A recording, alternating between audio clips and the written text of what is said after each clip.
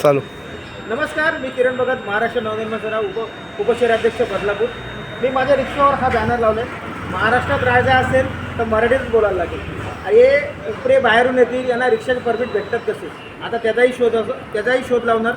आणि भर मार्केटमध्ये या बाहेरून आलेल्या उपऱ्यांना भाजी मार्केट थाटतात कसे, यांच्या मागे कोणाकोणाचे म्हणजे हात येते हे पण आम्ही महाराष्ट्र नवनिर्माण सेना शोधून काढणार.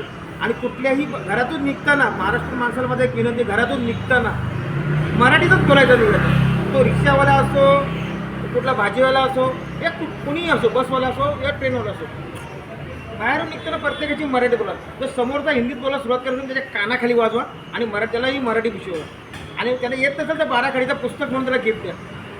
आणि याच्यानंतर त्याचं नाव आता त्यांना असं गुरमी असेल ना हिंदीत बोलायची, की महाराष्ट्र नवनिर्माण सेना बरोबर उतरेल. जय हिंद, जय महाराष्ट्र.